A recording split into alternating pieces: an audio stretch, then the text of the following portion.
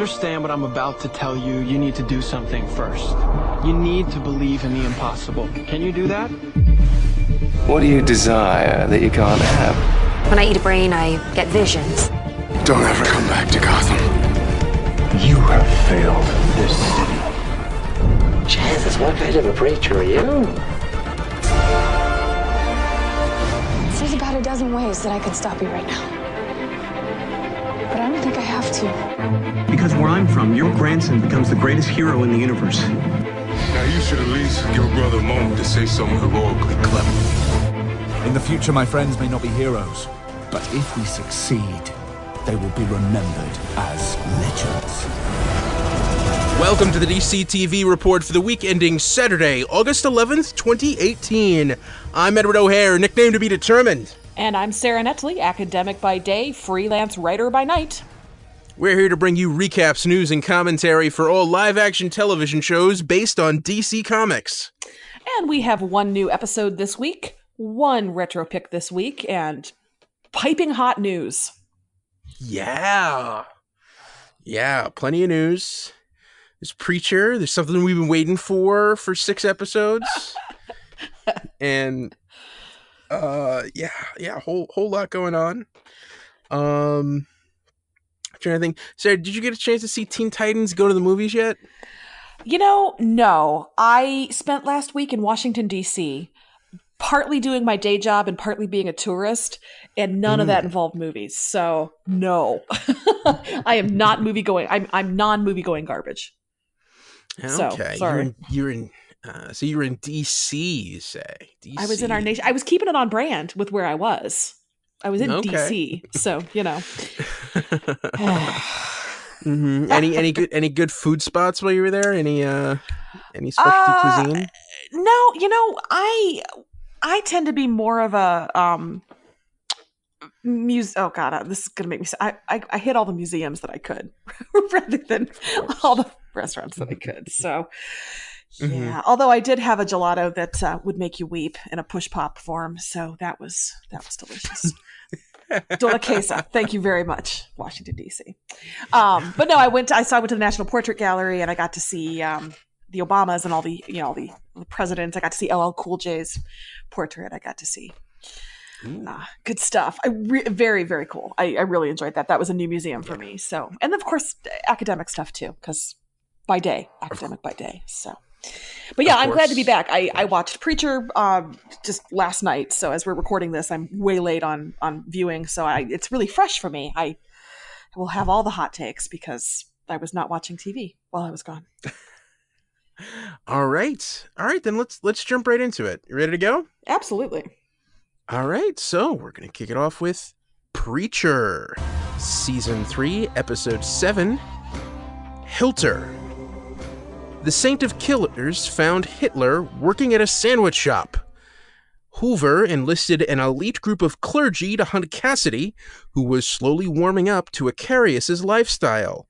Jesse and Heir Star came to an agreement with Grandma that allowed Jesse to go with Star back to Grail and send Tulip and Jody on a mission with Featherstone to steal from Soul Happy Go-Go's warehouse. Last minute reveal, Heir Star gave Jesse a quick warning before pulling a gun on him and presenting him to the All-Father. So can I give Preacher the 2018 award for gaslighting? Because what is this episode title? Hilter. What was the episode title? Hitler. And I checked it because I was on IMDb as the episode was airing, and IMDb still had it listed as Hitler. However, evidently AMC.com had announced it was Hilter like the day it aired, because I was at Bill Sweeney's I was at our executive producer Bill Sweeney's apartment earlier that day, and he told me, no, we were all wrong, we're reading it too fast, it's Hilter. So it made me wonder because I remember reporting on episode titles weeks ago, and did I get it wrong? Is my reading comprehension that bad? Or nope. Is this the Mandela effect? And did we all think that it was Hitler, but it was always Hilter. And somewhere along the line, a time traveler changed our timeline, so it was always Hilter in this timeline. Mandela effect. Google it. No, just AMC's real sneaky like that. They really are. But I mean, it kind of makes sense, doesn't it? Because what sandwich shop hires a guy named David Hitler? Or even a guy named Hilter with that mustache. Yeah, okay. I mean, yeah, I do for a number of reasons. Hygiene and then PR. Yeah. But so yeah, we finally got Hitler for a whole 5 minutes. They're really, really they're stingy. They're stingy with Eugene and Hitler. Hilter, sorry. Yeah. Well, they've been like dragging out this story because like originally it was like, okay, you get it at the top and the bottom of the episode. And the last couple episodes, we haven't even gotten that sneak peek at the end. It's really just like just the cold open is the like the Saint of Killer storyline. But so do they not have enough to do with them this season, do you think? Is this trying to stretch out the little content that they had as much as possible?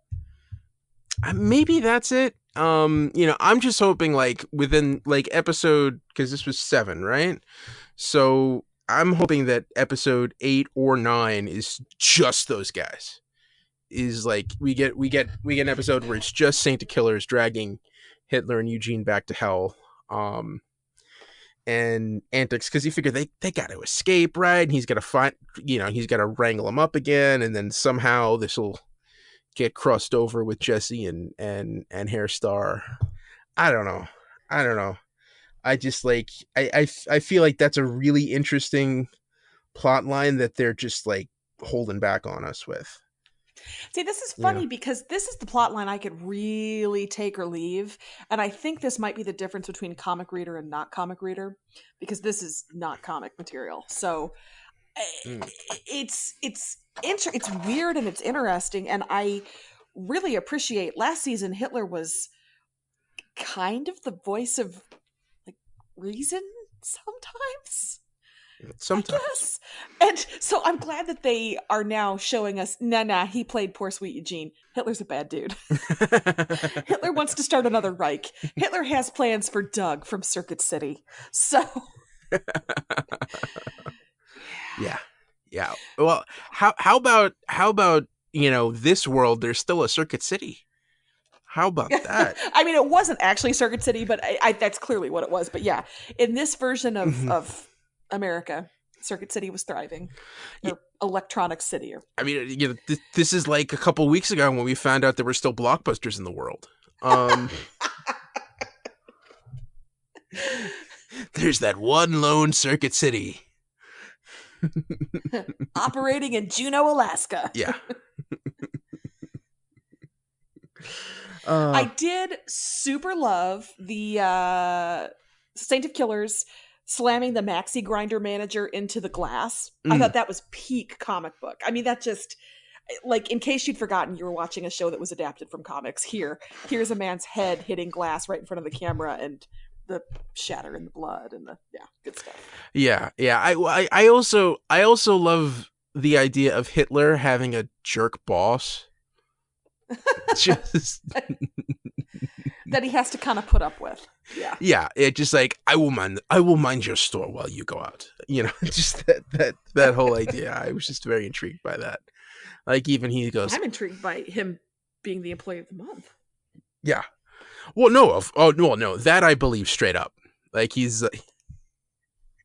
I mean, this is something that I can control, and I can, especially, just that German sensibility of like, there are rules and these are the lines and we've established them. So we're going to stay in the middle, So this is the trains run on time scenario. Yes. Say what you will about Hitler's Germany. The trains ran on time. That's not a thing that I, Sarah Netzley, am saying. That's a, you can say a lot about Hitler's Germany and you should. Can we move past this? Sure. So shall we talk about Hairstar's newborn baby condom hat? Ooh, yeah. Well, I was actually going to move on to Madame Boyd's swamp funeral. Oh, that was baller. Yeah. I'll be honest. I wouldn't mind going out that way. I had the same thought. If we go out tragically at the same time, maybe they can do it like a 2-for-1, save some money, stack us like cordwood. Because like one source of ignition. Yeah. Like, I don't know why, but the burial at sea to me has always had this like romantic vibe, like just Sure. and to get like a funeral pyre on top of that just seems really metal. And I really liked the sort of the gauzy wrapped, sort of almost like a saint look to the whole thing. I still think her character arc was strangely truncated. I'm still surprised that she's dead this quickly, but the show's got some plot to burn through, so it's doing what it has to do. Yeah. And you don't know. I mean, it seemed like her brothers really deferred to her, but you don't know if like one of them might have some kind of resurrection spell in the back of their quiver they can just kind of throw out there. But and then Hairstar shows up with his little cap. Looks like a cap that you'd knit for a newborn baby if you're a knitter, but it's still, I mean, like, that was a partially unrolled condom, right? That's not just me? Yeah. Is that just me? Yeah. I mean, what was the thing TC said to him? Like, there was one, TC had another, like show-stopping moment where he was alone with Hairstar. Every moment with TC is a showstopper, but I believe he just complimented his hat. He really liked his hat. But it was the kind of thing, like, the way he said it and the look that Star gave him was just priceless. Like, great moment of the episode. And so I was really into this whole wheeling and dealing, kind of like the bargaining that had to go through.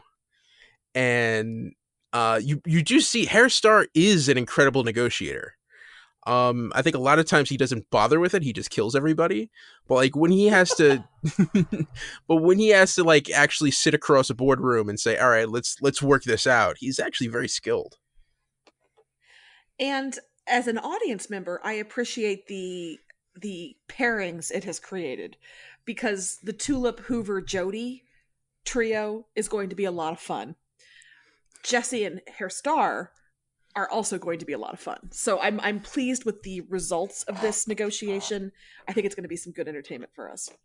Yeah. And I could tell, I mean, Tulip hates wearing that suit, the white suit with the red blouse, but I thought she looked incredible in it.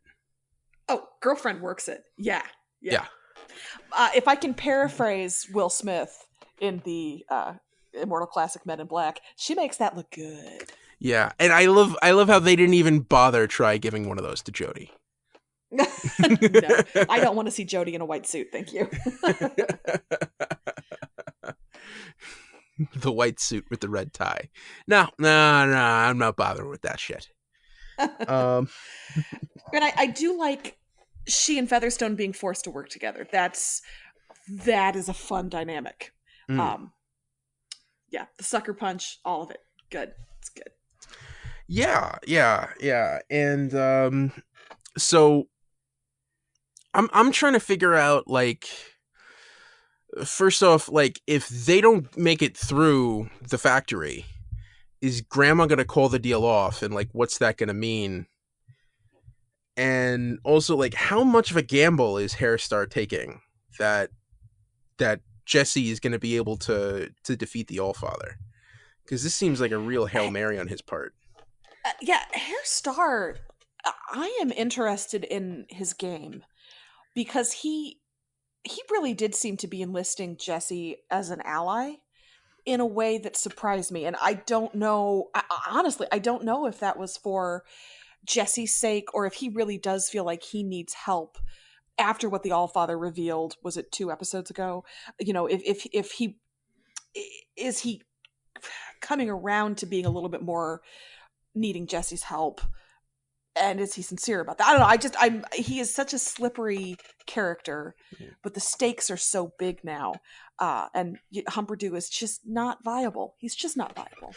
Yeah. So... Yeah. I think that's really the thing here. It's not so much that he needs Jesse or that he even believes in Jesse. It's more so that he's absolutely certain that Humperdew would fail. That he just feels like he has to do something to prevent that.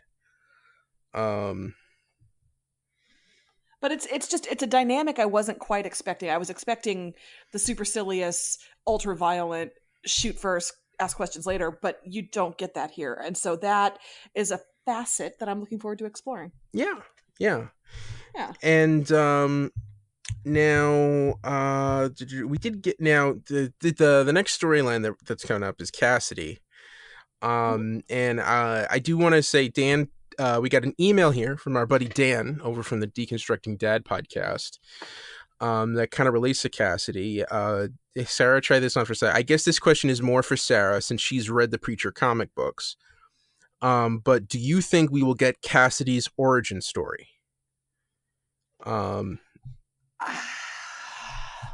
That to me feels like a next season thing almost.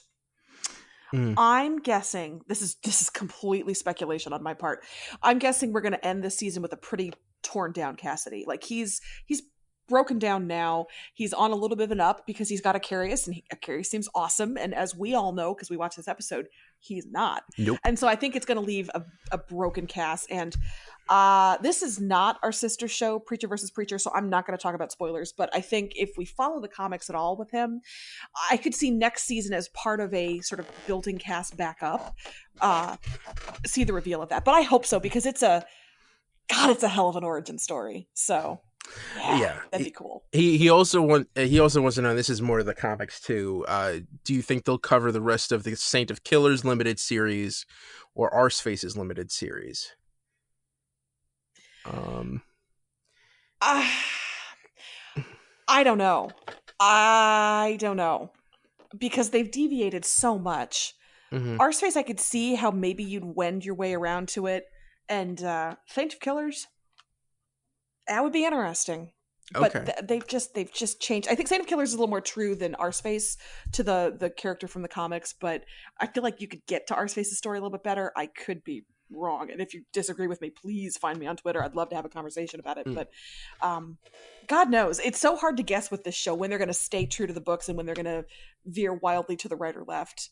I typically assume veering wildly is what they're going to do. Yeah. And his last is, he wants to know, will there be a nice nod to the late great comedian Bill Hicks like there was in the comics? I mean, I would guess, because Seth Rogen and Evan Goldberg is, do have such a strong comedy background, I don't see why they wouldn't do that. I'm not sure what the nature of that nod was, but I'm familiar with... I don't remember it. Okay. I'll have to read that again. Yeah. But no, I'm with you. They are respectful in certain ways of things, so I could see that being a thing that they would want to throw in for comics readers as Easter egg and also for comedy purpose, but yeah, I can't remember exactly the shape that took. So well, are you familiar with Bill Hicks' comedy? Ish, yes. Yeah. Because I mean, a lot of it was ranting and raving by the end, but like a big theme of his was just kind of like the corporate takeover and how the government's just trying to put a veil over everybody's eyes, and how people are stupid enough to go along with it, and just like open your eyes and see what's going on, which. I can see having a lot of parallels to what's going on with Grail right now. So, and again, not to delve too much into, not to delve really into politics, but that does seem like, something a take that seems very timely right now. And Ian's keeping my fingers crossed for renewal to see all of these things to come to fruition. Until next time, Shazam. Yeah, all the things he's asking about, almost all of them feel like a next season thing, season 4 or beyond if we're going to do it. So this season has been so fantastically entertaining. I hope it gets another one, but we'll see how the back half of the season stacks up. And we're not even done talking about this episode. Yeah. So we get more of Icarius showing Cassidy around town. And Cassidy kind of like warming up to the idea of Les Enfants du Sang. Poor Cass. He's a man without a tribe. He's adrift. I think he enjoyed the company of Tulip and Jesse, and he's been cut off from that. And look, he's got this other chance, and this vampire does fun, cool things. They have that amazing rom-com montage with the flying and the chuckling and I mean, you can see this seduction that's weaving around him, and he's headed for another crash. Cass is my least favorite character in the comics, and he's the one I want to protect the most on the show. And that's really interesting to me how they've done that. But my precious baby vampire, no. Yeah. Wrap him in wool, put him away carefully on a shelf so he doesn't get hurt.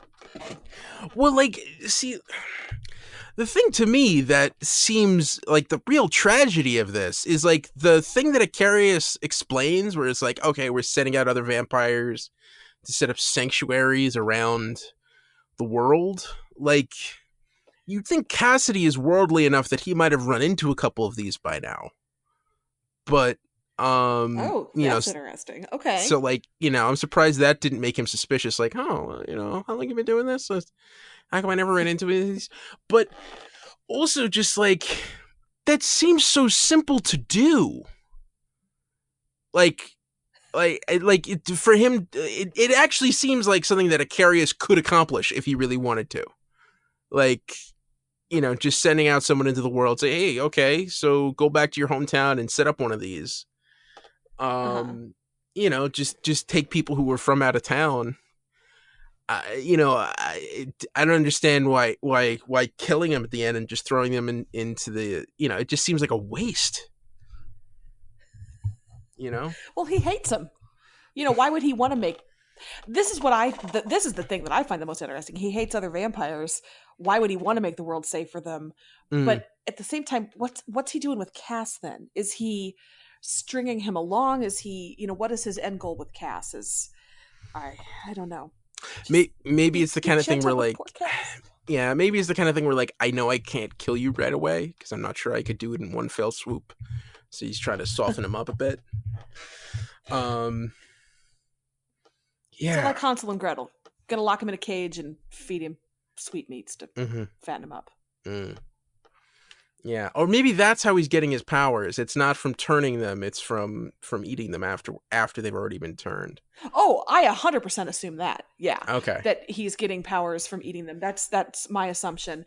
And so consequently, would Cass be a super mega battery for him? And is he trying to lure him? Yeah, I don't know.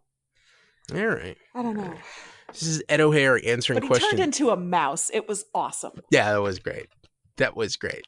And also, like, I love how Hoover works so hard, and like you could tell like he's so like I've done everything asked of me. I've crossed all the T's, dotted all the I's.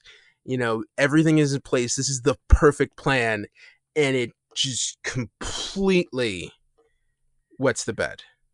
Just like in the most Hooverish way possible. Yeah. And it's the kind of thing where like I feel like Hairstar gives him these assignments assuming he's gonna screw them up. Oh yeah, for sure. It's just like the disdain he has for his underlings. Hoover, who's going to screw it up, and then Featherstone, who's probably going to pull it off pretty well, but he still loathes her as well. I mean, Hairstar. yeah. I feel I got to keep you busy. Just mingle with the vampire. It's almost like, it's almost like it's a game. Hey, if he actually catches the dude, it's gravy. So yeah. And if he dies, he dies. Yeah. I can be Ivan Drogo for a second. Yeah. Although that would be a weird fate for him, because the actor who plays Hoover is also on Timeless. I don't know if you watch that show. I do. Yeah, and so that so he had bad luck with that show this season. So hopefully this one fares better. Okay, if we really want to go back, he was in the cruelly canceled Better Off Ted, which was an amazing workplace comedy. That's the one with that was Ted Danson and Zach Galifianakis. Was that? That was Portia de Rossi and the leading man. I cannot remember his name, but I don't know. His company was weaponizing pumpkins. It was amazing. It was a great show. Okay, but he was one of the scientists. There were two scientists. They had the same name, and I can't remember what that is. Anyway, it was Byron. It was really funny. I think it Bored to Death, which was on HBO. That was Jason Schwartzman, wasn't it? Yes, it was. Yes. That was hipster nonsense. Yeah, I said it. Okay, good. I concur. So all right. Is there anything more you wanted to say about the episode? Are you ready to jump into news? I want to commend them for how well they've course corrected the Jesse Tulip relationship. I buy that these people love each other. I buy that they have loved each other forever. Their goodbye was incredible. Featherstone's subsequent goodbye to Hair Star was also incredible. So I'm super pleased with what they've done with that. And Grandma's toes. That's all. Just Grandma's toes. All right. Which is worse though, Grandma's toes or TC's teeth? Ooh. Discuss. Yeah. All right. Okay. All right, let's just jump into news. What do we got? All right, so let's start with overall Arrowverse news, and that is that CW President Mark Pedowitz has said that there are no plans to cancel any Arrowverse shows. So people who are like, oh, with Batwoman coming on board, does that mean Arrow's days are numbered? Pedowitz says that is not the case. There is not some secret plan to introduce this and cancel that. They're all doing fine. So yeah, they're not going to cancel it. They're just going to wait till the middle of the season and let them announce that they're going to end on their own. Yeah, it seems foolish to me to say that when you don't know what the ratings are going to look like and how everybody's going to feel halfway through the next seasons. Well, that's an easy. He could say there's no plans right now. He doesn't know what unforeseen circumstances. That's 100% what he did. So yeah. Okay. Yeah. All right. So moving on to specific shows, cool. I mentioned Batwoman. Music. Casting news. Ruby Rose is your Kate Kane. Ruby Rose. Okay, so tell the listeners where could we have seen Ruby Rose in the past? Well, my first reaction to her casting was just, because I feel like every time I see her, she is playing a bad guy.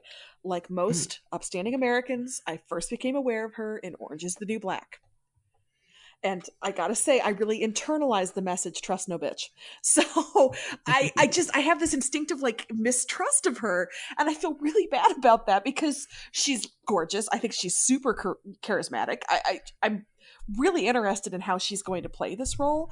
I just saw her in Pitch Perfect 3 as a bad guy sort of foil to America's Sweetheart Anna Kendrick. So she's always played an antagonist in stuff that I've seen. Now, I have not seen The Meg. Ed, have you seen The Meg? No, that just came out this weekend. So I don't know if you rushed out to see it the first showing available today. I don't know your life. No, I did not. She is in that too. No, but I might actually see it this week. I mean, it looks like one of those fun, dumb summer things. Yeah. I mean, I was half going back and forth. Do I see that? Do I catch up and see Spy Who Dumped Me, or do I go for Black Klansman? I'll probably see 2 out of those 3. But that makes sense. Interesting. And I do see. I saw an interview that she did on Live with Ryan and Kelly, or Kelly and Ryan. And she talked about growing up.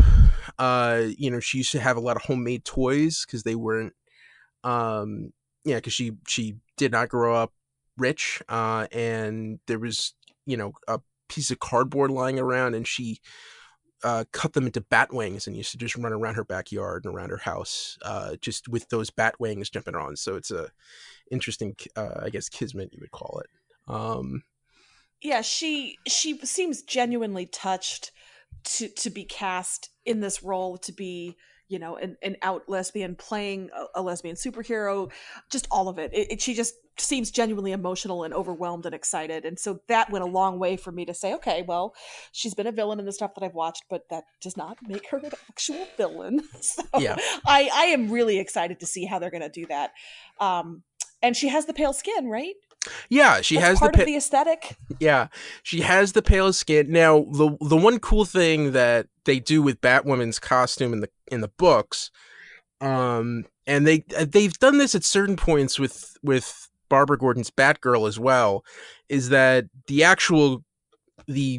alter ego, you know, Kate Kane, has like very, very short hair, but there's a wig built into the helmet that gives her this long flowing red hair. So I'll be interested to see whether or not Kate Kane in the show will actually still have that red hair, or is she going to be a brunette who just has a red wig there?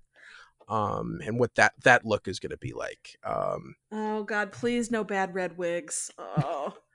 Well, I don't know. I don't know. They could get a good red wig. They could make it look like it does in the comics. I don't know. Did you survive the Inhumans the way I survived the Inhumans? Well, that wasn't a wig. That was CGI. I know. I'm completely tainted for all long red superhero hair. That's all. Okay. All right.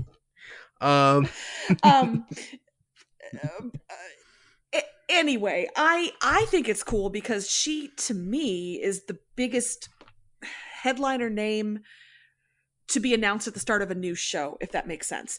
I feel like I didn't really know Stephen Amell. I didn't really know Grant Gustin. I knew him as the bad guy from Glee, and so he was another one that I was like, ooh, he was a bad guy. I don't know. Melissa Benoist, I knew her as a terrible character on Glee. So I think Ruby Rose is coming into this with slightly more name recognition, actual movies, actual press, actual cachet of some kind. So that's really interesting to me. This is going to go to series. You heard it here first. It's going to happen.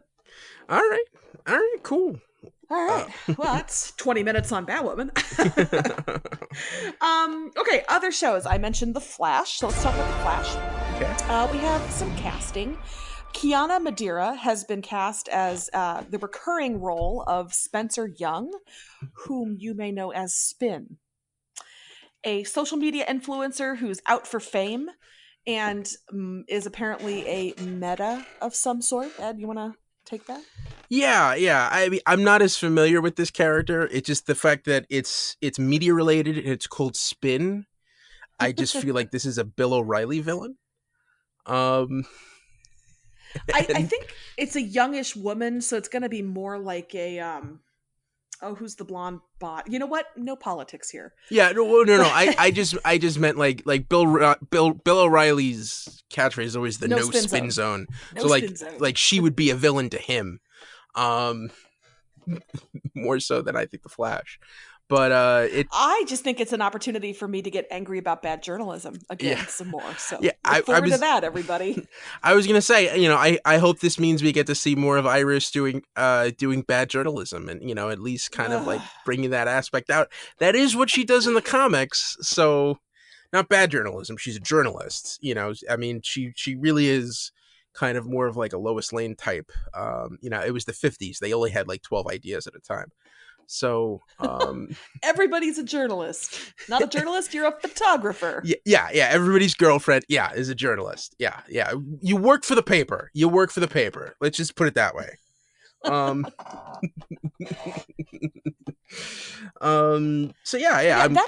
that could be really interesting. What I read was that she's able to manipulate people's emotions, and so if she, to me, talk about all the CW shows that are trying to be relevant to our current climate in the US, media messing with people's emotions or allowing emotions to kind of be shaped by that is, to me, the most interesting thing I've heard coming out about how we're gonna, and they're not saying that this is going to reflect society, but the potential there is really interesting. So yeah, I'll be curious how they play that. Yeah. Let's see. The other little bit of Flash news is Grant Gustin has been photographed in his season 1 suit, leading to speculation that there might be some flashbacks.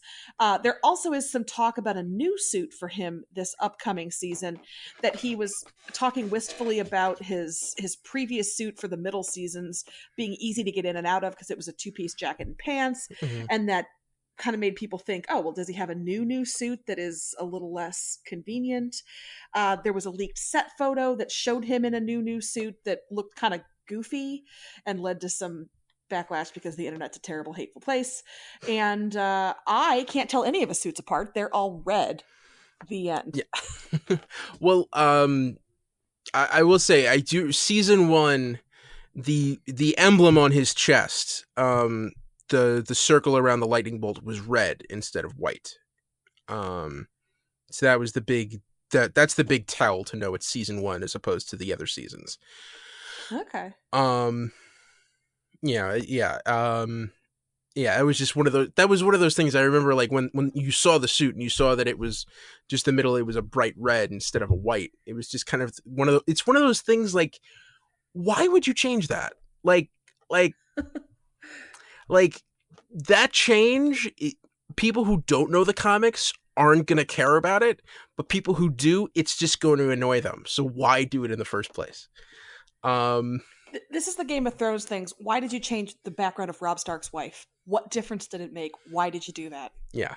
I'm upset about that. I'm like this close to doing a rant on Star Trek Discovery's design for the Klingons, but I'm not going to do that. I just want to state right here, I'm not going to do that right now. I think it's kind of cool the way their look evolves over the different series, but you can tell me why I'm wrong if you want. Because okay, let's just because I'm gonna, it's because it's not evolution. Like, they look absolutely nothing like any other form of the Klingons. Like, I can't even see like how one can turn into another. It's just... I should clarify. I meant evolution of special effects. Oh, yeah, no. I'm just talking about literally like the character design. You want like the way we have Daleks that still look like laundry baskets with stuff glued on them from Doctor Who in the 60s till today. You want the Klingons to look like that, the way they did in the first incarnation. Yeah, or even if you go with the 80s redesign, just have some kind of set to it, and don't do something that has absolutely no resemblance to any form of Klingons. Whereas like even like the set design and the ship design and the architecture have absolutely nothing like anything that's Klingon before. It was the kind of thing where, like, if you're okay, this is a cool design, but it doesn't look Klingon, so just call them something else. Because by calling them Klingon, you're just going to upset me. But they have the whole language. The whole language is right there. Yeah, I have the Kling, but they look nothing like Klingons, and they're not dressed like Klingons. They're not driving Klingon ships. Like, nothing about it has any resemblance to anything that came before. It's just it's a continuity thing. And especially with Trek, which a fandom that is truly like continuity is the thing.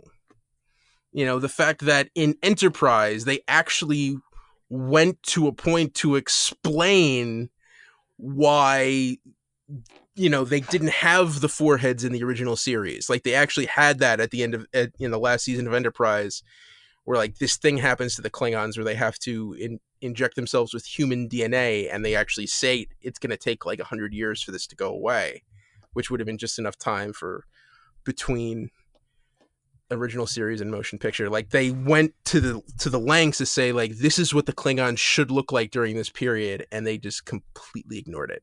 And we've talked about this way too long already. Okay, can we talk about the spore drive now? No. Let's talk about the Flash. But basically that design, I did see the leaked photo, and it was a much brighter red. And it looked like it was kind of more skin tight which I think is kind of why it looked, and it might have just been like just a poor lens that they were using for the shot. Honestly, it looked like any of us when you accidentally open the front-facing part of your camera and you get your face. It's like, turn it around. Yeah, That's and like. the head just looks like it's twice as big as it should be. Yeah, so and I think they were not official photos. It was definitely a leak, and Grant Gustin actually said like this was a bad picture, bad conditions. Please don't judge the suit based on this. Yeah. So, but I'm interested to see what they do. It would make sense that, if they're going to do the whole thing where his suit comes out of his ring, that it would be a one piece and not a two piece. So like, yeah, I feel you, bud, but aesthetically, it does make sense that they would make that change. If that's what they're going for. Just nothing about the spore drives? Nothing? No thoughts? Moving on. Legends of Tomorrow. Okay. Ray and Nora are going to keep their will they or won't they going in the upcoming season. And Nora is going to struggle with who she is because she's been possessed by malice since she was 13 and she's in her 30s now and that's over with. So who is she? So yeah. Okay. All right. I'm excited for that. I like those. I like that character. I like those two characters together. Again, those two actors, Courtney Ford and Brandon Routh, are married in real life, so you'll have that dynamic that they're going to explore. But Nora's the character I'm glad is sticking around. Yeah, I do. I do like that the idea that the legends were like, well, yeah, you were kind of really screwed over by your dad, and we just did everything to like defeat you, but we should probably make sure that you get some type of way to mold back into society. I mean, they're probably not the best people to do that, but the fact that they're at least going to try to make sure it happens, I feel like they're honoring the "you break it, you buy it" policy. Yeah. Well, the thing is, Damien broke it. So, but he's not around, so someone's going to clean up the mess.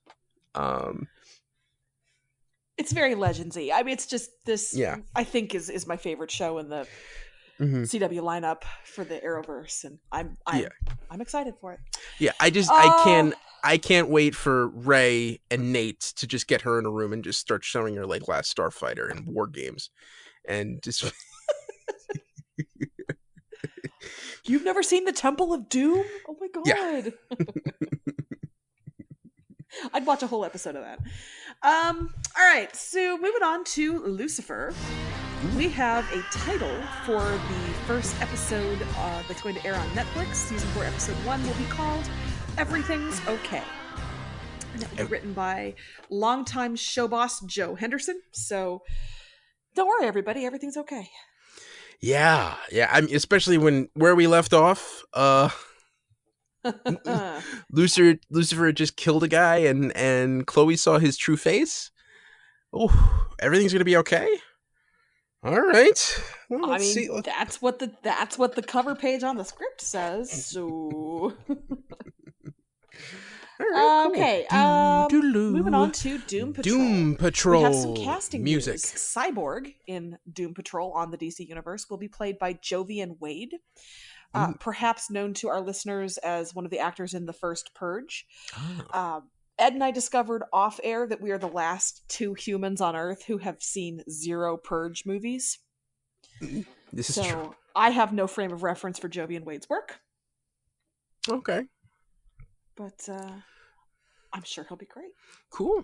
Good for him. All right. Yeah. We're getting Cyborg. And the hashtag show is reporting that the villain for Doom Patrol will be Eric Morden, a.k.a. Mr. Nobody, for whom they are hoping to cast an A-list actor in his 30s to 50s. Okay. All right. Now, I got the impression that Mr. Nobody is pretty obscure? ? Well, it's Doom Patrol. So they're obscure to begin with. So, Okay. if one of their main villains, it's like, yeah, this guy pops up in a comic like once every 15 years, like maybe. But okay, all right. So I'm not that familiar with it, or with this branch of the DC universe at all. So, I'm just it's excited to see that they're moving along, and looks like the show's going to happen. So I'm just curious what A-list looks like on the DC universe.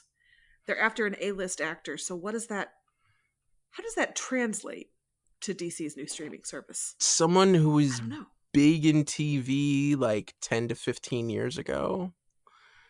So Oh my God, give us David Caruso. yeah. How about we like like Anthony Edwards maybe? Ooh. I didn't know what name was going to come out of your mouth, but that made me happy. Okay. Yeah. What's he doing these days? I don't know. He's making Mr. Nobody. I haven't seen him since Zodiac, and he was so good in Zodiac that you had to be told that it was Anthony Edwards who played that part. Anthony Edwards was in Zodiac? Yeah, he played Mark Ruffalo's partner in the beginning. Oh. Huh. Yeah. And he put on a clinic, just solid acting all around. But he works, I'm sure he does. I'm sure the ER residuals are mighty tasty, but it's not gonna put food on the table every day. But yeah, he's probably working right now. Probably, yeah, sure. All those guys, you never know. Like we only see them on TV and movies. They're probably still doing theater constantly, or maybe they have other stuff that they do. I mean, Noah Wiley has the Librarians, so what else do you need? Yeah, good for him. Maybe he could be Mr. Basic Nobody. cable money. Maybe he could be Mr. Actually, Nobody. Yeah. Dreamcasting Mr. Nobody, a character I know nothing about. Let's just pull everyone off of ER from like the late 90s and throw them into Doom Patrol. Just see what happens.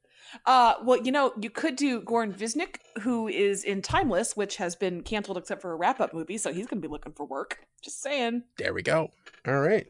There we go. Okay, Stargirl. Stargirl music. We have leaked audition videos of for this show that's coming to the DC universe, and the audition footage references Stripesy, Our Man, Dr. Midnight, and Yolanda Montez.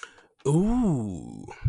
So we've got 3 founding members of the Justice Society and a legacy of the Justice Society, who's in Infinity Inc. in the 80s. You remember Infinity Inc., Sarah? I do not. Tell me more. So it was like Justice Society was on Earth 2, and Infinity Inc. was like their version of the Teen Titans, except it was like all of the Justice Society's kids when they were like teenagers or in their or tweens. Huh. Yeah. And which are the founding members of Infinity Justice Society? Of Justice Society? Well, that was you would have had like Wonder Woman and Hawkman. Those are like the big ones. Alan Scott, Green Lantern, Jay Garrick, Flash. But other less obscure characters you might have heard of would be like Our Man and Dr. Midnight and Sandman, the original Sandman, not the Neil Gaiman Sandman, like the guy who had the gas gun in the cool mask.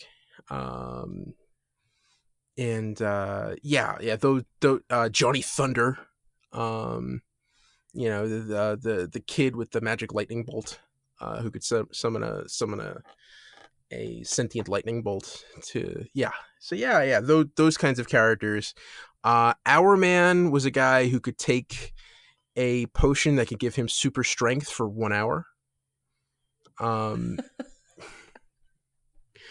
And then later on, his powers, a different version of him had powers where he could see into the past. I'm sorry, as he got older, did he become like 30-Minute Man? Oh, Ed. Yeah, but there was also an android version of Arrowman later on who could time travel. So it'll be interesting to see which versions of these characters, because there have been multiple versions of them over the years. If they end up in the show at all, Yeah. audition footage is not a guarantee.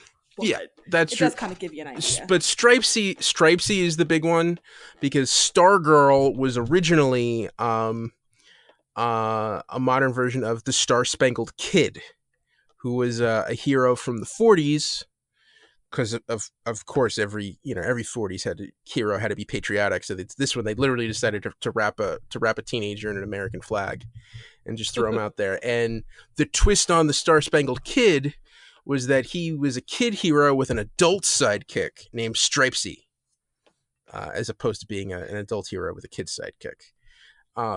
So if Stripesy's there, if he's the guy who's going to pass on the mantle of Star-Spangled Kid to Stargirl. To see if they're going to tie it in that way. And that is really Jeff Johns. Like the one thing that I don't think the movies have been able to translate with, like, the reason Jeff Johns is such a great comic writer is because he has such a deep love for the history of these characters. And in the comics, he's able to fold in that multi-generational aspect in such a cool way.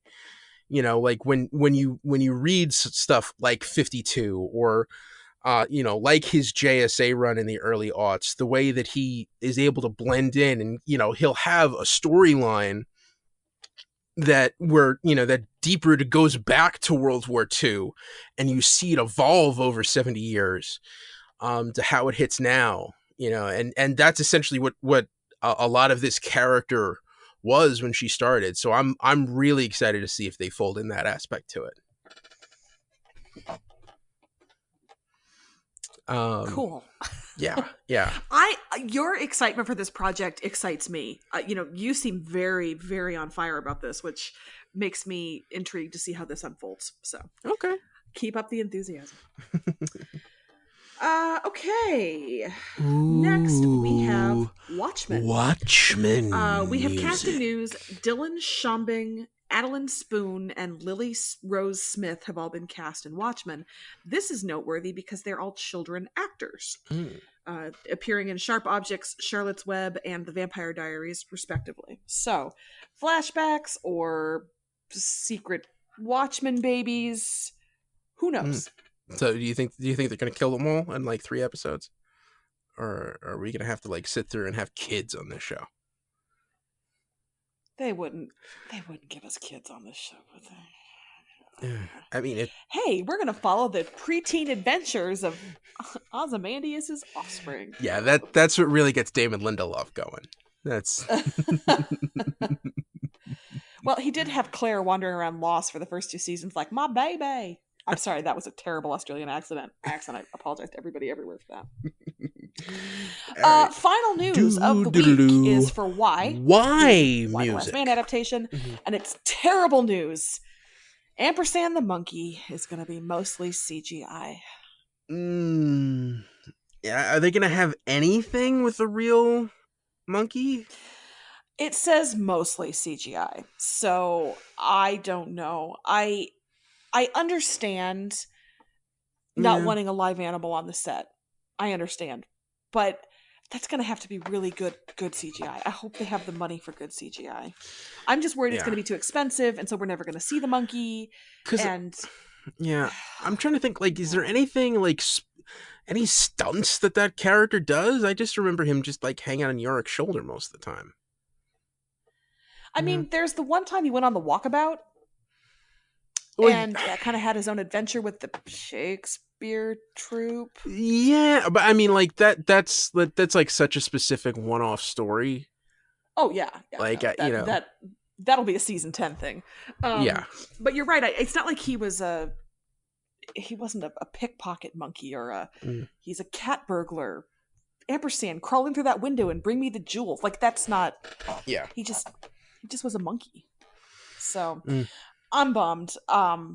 mostly because I'm worried that it's going to look bad and it will result in less ampersand, which... Yeah. All right, but there's something to look forward to. Since we're done with the news now, we can move on to our retro pick. Yes, yay. All right, here goes. Batman, the animated series. Episode aired October 19th, 1992. Perchance to Dream.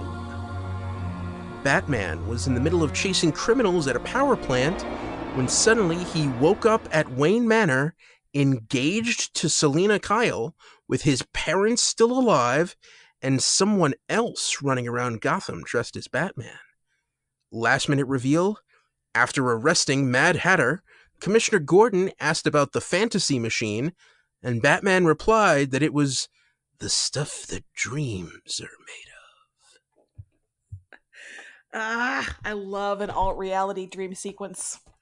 Yeah. I mean, this one just, you know, this one's one of those episodes where, like, what if Batman's parents survived? Would Bruce Wayne grow up to be a douchebag?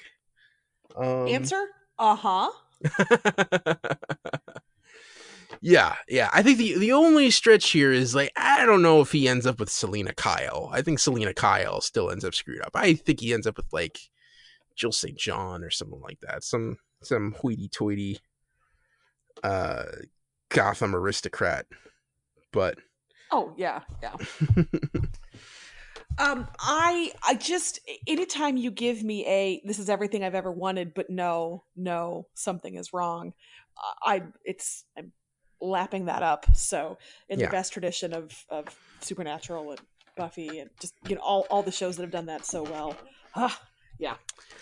So yet again, it is an episode that is deeper than I expected and has more layers than I expected. Referenced Vertigo in a way I didn't see the Hitchcock coming, and yet there it was. Yeah, it's definitely Hitchcock. You know, even right down to the ending of that scene. Just for voice talents, new voice talents we got to hear. This is the first time we've seen Catwoman, Selina Kyle in the series, who's voiced by Adrienne Barbeau. You know, of Maude fame, and, you know, of course, she was the main love interest in Escape from New York. Long list of. If you watched C-Lab 2021, you know her as the Adrienne Barbeau bot, which is the only thing I can think of when I hear her name. So.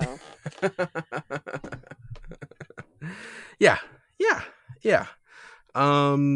Quite a career there, but you know, you didn't really see her as Catwoman here, because it was an altered reality. But, you know, still nice to see her. And the Mad Hatter, Dr. Jervis Tetch, voiced by the immortal Roddy McDowall. Rest in peace. Roddy McDowall. Yes, Planet of the Apes, Little Lord Fauntleroy. The list goes on and on. But mainly, I think he will always be remembered for playing Cornelius and later Caesar in the original Planet of the Apes films. And you know, you don't get a lot of him in this episode, but he really packs on the emotion, and you know, you see the desperation in that character at the end. Oh, so this is my first exposure to the Mad Hatter in this series. So I don't know what Batman in this series did to the Mad Hatter in previous episodes, but the Mad Hatter saying to Bruce, I would have given you anything you wanted just to get you out of my life, was a real gut punch for me. I mean, like, he was willing to make his worst enemy his dreams come true, like make him happy. Like, that's how badly this guy hurt him, that he'd make him happy to keep him away. And that kind of twisted anger, desperation it was powerful. It hit me in a way that a lot of the villains in the show, as much as I've enjoyed them, haven't. That was just a dang moment for me. Yeah. I will say we did not do the original, the first appearance of the Mad Hatter, just because I don't want to spend too many episodes. I wanted to, at least at the start, to try to give each villain like one good episode. So like with, you know, the same with Scarecrow, we saw his second appearance first. because I thought that Fear of Victory was the better Scarecrow episode. And with this Frankly, one, I like the idea of no context. Just this is a fight that Batman's been fighting forever, and so we just kind of get dropped into his squabbles and his pre-existing hatred. That's really cool to me. So I'm enjoying the way you're structuring it. Don't change a thing. I mean the basic thing I will tell you is Jervis Tetch thought that one of his coworkers looked just like Alice from the Lewis Carroll novels, and became obsessed with her, stalking her, and developed this mind control technology. That's the one thing. He thought that he could mind control Alice into loving him, and Batman took that away from him. So that's he's not a nice guy. He's really a creepy monster. As you could see, and I think that's the flaw here, is like, and the interesting thing is like what makes Bruce Wayne tick, like what really makes him happy now is that he's Batman. And if you take that away from him, on paper, he should be happy, but he gets so much fulfillment out of Batman that of course he's going to knock himself right out of it. I mean, honestly, Bruce in this alt world that he's in kind of comes off a little lobotomized. I mean, he's trying to force the happy, he's trying to force the normal, and it's uncomfortable.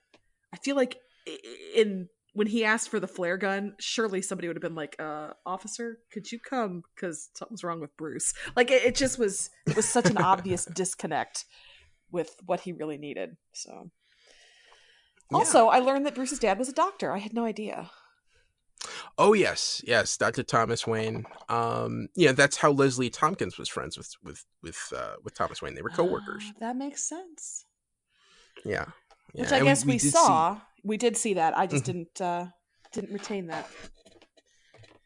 Well, and again, I'll say Kevin Conroy's restrained delivery of Bruce/Batman when he's upset is so much more powerful than a million cackling Jared Leto's.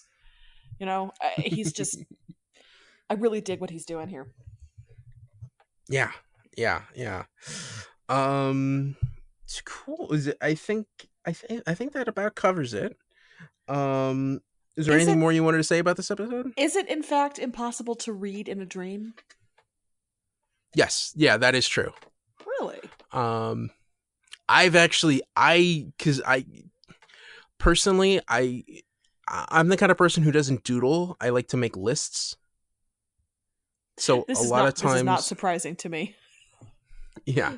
So a lot of times I've gotten woken up out of dreams because I'm trying to look at a menu, or because I'm trying to write something down in my head and just it never makes sense and it always pulls me out of it. That happens to me very frequently when I'm dreaming. So I can identify with that. I guess for somebody who reads and writes for the majority of all of her careers, I guess I don't dream about that much. So that's probably something I should have put together sooner. Batman has taught me something. Yeah. All right. So you're ready to find out what we're going to watch this next week? Oh, yes. All right. So if you're watching on Amazon Prime, for next week, it's going to be Volume 2, Episode 9. And the title is The Strange Secret of Bruce Wayne. Ooh. That's Volume 2, Episode 9, The Strange Secret of Bruce Wayne. All right. So, now on to our winners for the week. Well, I'll go first. Okay. I'm going to go with Icarius this week. Not a good dude. He's a vampire who violates the one rule that all vampires are supposed to, live by, which is don't kill your own kind. But man, he's got his life planned out. Like, he's got his hunting grounds, he's got his dumping grounds, he's got a nice coffin built for two, he's cozying up with Cassidy, he can turn into a cat, he flies. I mean, like, the dude's got it going on. So I'm curious, for all that he's a bad guy, I guess, kind of living his best life. So hats off to him. Yeah, good on you. Yeah, for me, I mean, Icarius is part of this, but I would say the winner for this week are shady deals. And I think we realize, like, just how shady going in with Icarius is, and you know how Cassidy doesn't really realize what he's getting into. And of course, poor Lisa and Dang, you don't realize what they went through. But also, you know, the shady deal between Hair Star and Jesse and Grandma. You know, really, like, Hair Star is banking on the fact that Jesse's going to be able to beat the Allfather, but the fact that he doesn't give him any advanced warning, it's literally like, okay, here goes. It just pulls out the gun. You know, I think, you know, I don't think that's fair. I don't think that's a fair shake. So yeah, I'm shady deals. That's my winner for this week. That works. All right.